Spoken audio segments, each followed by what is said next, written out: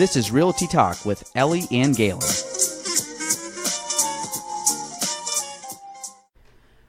Welcome to episode 7 of Realty Talk with Ellie and Gaelan. That was pretty loud, Ellie. That's Sorry. spiked the Richter scale here. And we got some new stuff for the podcast. So I'm wearing, anybody that's watching the video, I got these like goofy headphones on. Looks a little more professional, and soon Ellie will have those. So the reason we wear headphones, if people wonder, is so I can actually hear what the recorder is picking up, where you can just hear us talk normally. Yeah. I'm hearing it talk like in studio kind of thing. So when you just said, Ellie, like that just came on and blew Is my that what my voice sounds like? then it blew my ears out. So soon, by next week, you will have these on too. So then you'll be much more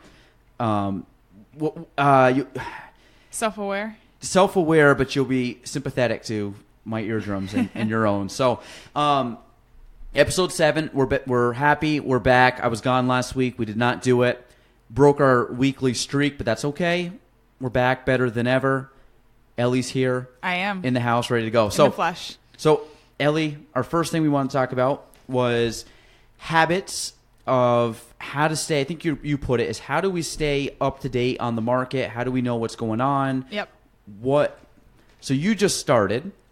How do you think I would stay up to task on the market? And I'll tell you what I actually do, why I kind of know what I'm doing, and market wise. So what is how would you think that I would know the market? How would one know about what's going on in the market, prices, trends, buyer's market, seller's market, things like that? Well, I know. I think you've discussed it with me before, so I know to an extent that you use the MLS and things that are recently sold and things that go off the market and weren't successfully sold to kind of keep an eye on it. Not there? Like you get box open. 1986, right? Yes. No. 89. 89. When did that change? That was when I was. That's always been. It's good. Yours good. That was Miss Deborah. So go ahead. You said the MLS, yeah, which is true. Yep. New listings expired. Yep. Okay. So I'll take it. So I don't know what else.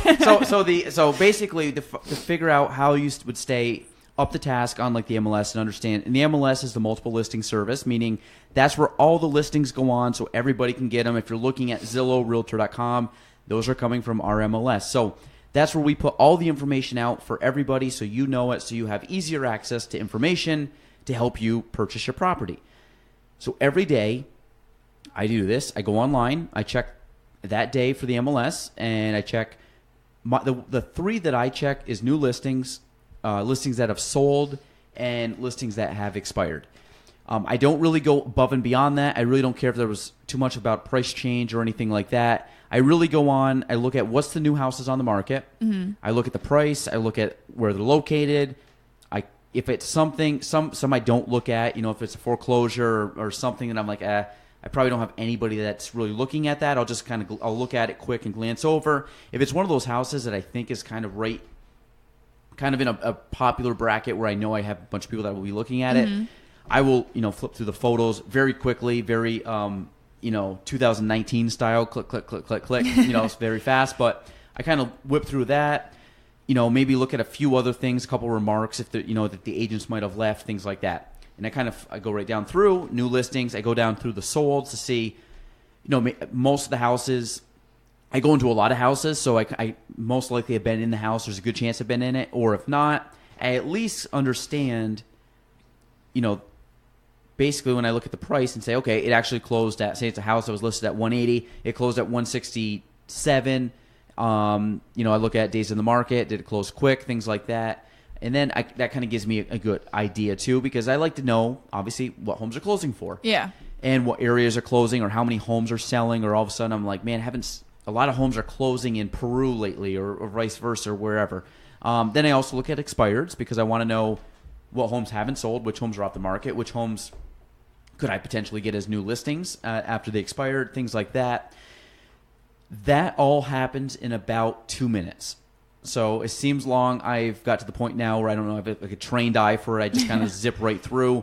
I don't sit there and really get too in-depth on it, because at the end of the day, if I have clients that want to see it, I always go into more kind of detail later on. It's just kind of a quick glance so I'm up to date on what's happening. It's kind of like you reading the headlines of a newspaper.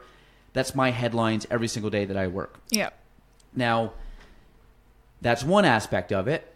The best aspect is the fact that I go into a lot of homes. So when I go into homes pretty much almost every day of the week, if not definitely 5 to 6 days a week, I'm in other people's homes looking at stuff, either buying or selling. I have a good idea based on quality of the home, location, price. So when I'm like doing comps for people selling their house, probably 80% of the homes that I'm showing you, I've been inside, so I can really give you an idea of, I think it's worth more or less or whatever. Or, hey, I can make adjustments here. Maybe I think it's going to sell more here, sell less here. It really gives me an opportunity to have a better trained eye. So when I'm actually talking to people, I'm not just looking at photos. I've actually walked around the house. Hey, this one's actually really close to neighbors. Hey, this one's kind of in a crappy neighborhood. This one's really close to the road. Things you can't tell by photos because agents crop that stuff out. So that's helped me also. So I guess that's kind of the two main things. I check the MLS, and then I physically go into a lot of homes.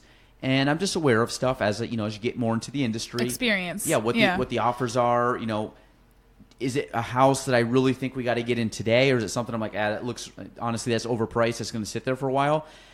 Those are all things that I can kind of look at with a pretty trained eye now. So that's helped me. So I really think that when it comes down to what market values are, I have a very good pulse on that. I know a lot of people think they know what the market value is. Usually it's not as simple as somebody thinks as like, well, that home sold for X and my home's worth that. Yeah. It's a lot more to it. I've just been able to really kind of, I guess, understand that very good over, 9 years of doing this. So that's something to look forward to as you get more into it. Yep. The other one is setting up showings. You've had some showings. You've covered a couple of my showings. For people out there that do not know, what do you do on a typical showing? So what have you done so far? You've been on a few. Oh, this is a test. Well, I mean, in the sense, I kind of want to roll it into. I kind of put Ellie in the spot, and then I say my perspective. So you're getting like the new perspective and the old perspective. But I don't want to give you any like answers. I want to see what, like when you go on a showing, like typically what's a showing like? So for people who've never gone to look at another person's house to purchase. So typically.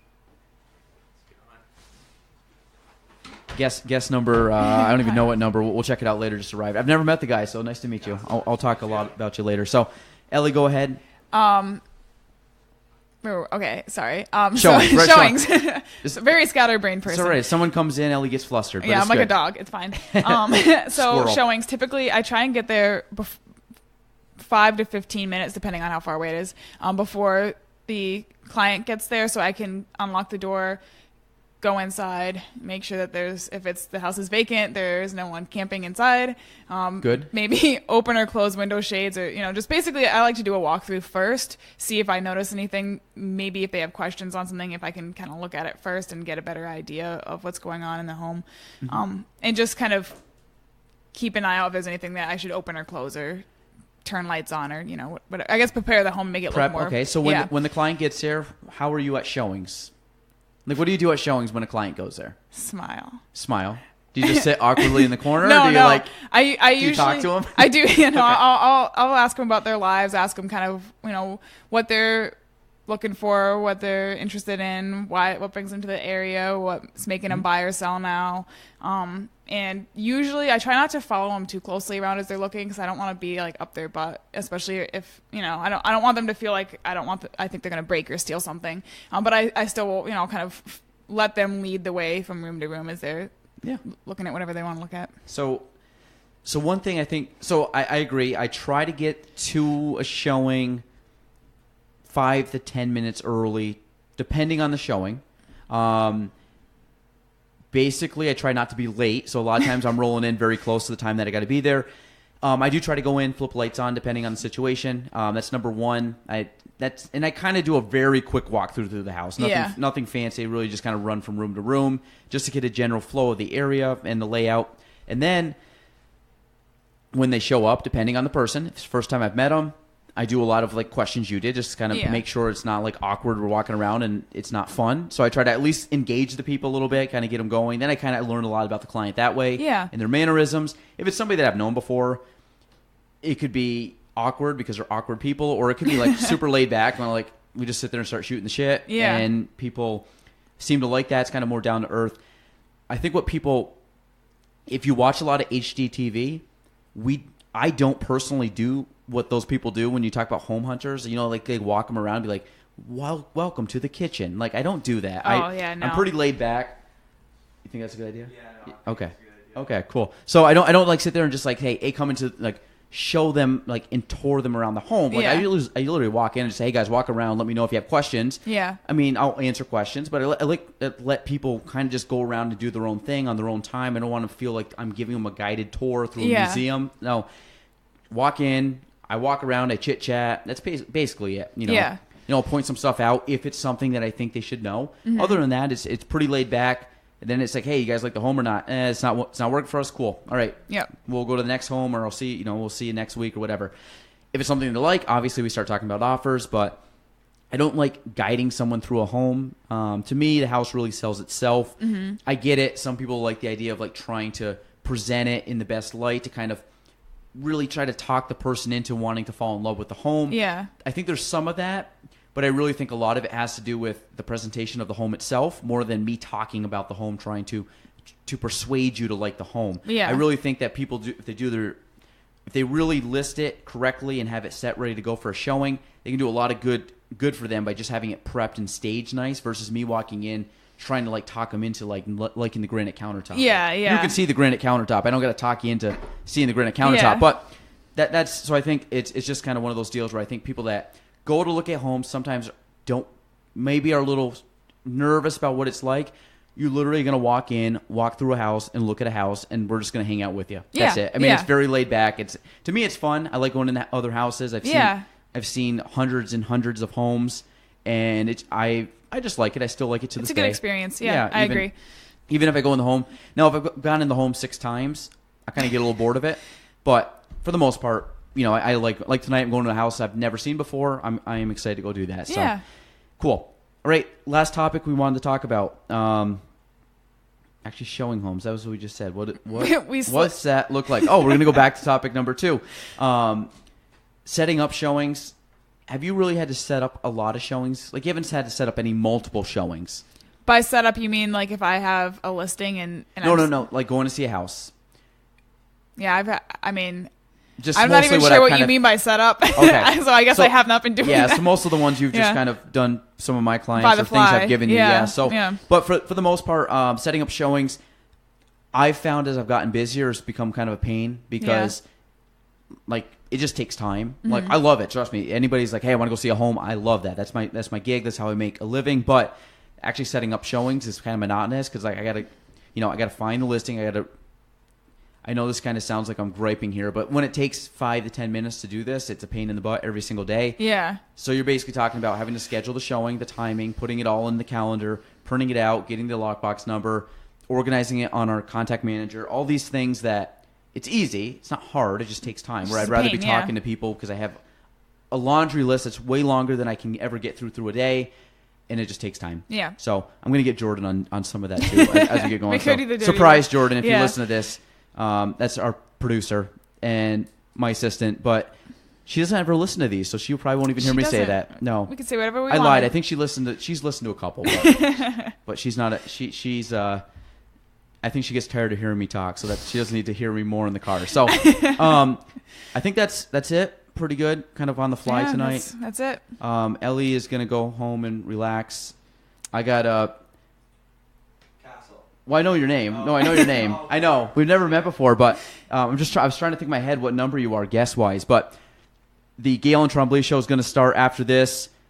The guy's name's Castle, which most of you guys maybe have know him. I don't know him, but I think it's a really dope name, so I'm excited. Thank you. I'm very excited as well. Okay, we're going to talk about his cool last name, or first name. Last name's cool, too, so we'll talk about him. So, signing off for Ellie. and Gaelan, that is episode 7 of Realty Talk. This should be out tomorrow. Jordan, I'll make sure you do it. And also, I think think it's 14 of the Gaelan Trombley Show with Mr. Castle. Should be out tomorrow also, so guys, look out for that. All right, that's it. We will see you guys all next week. We are out.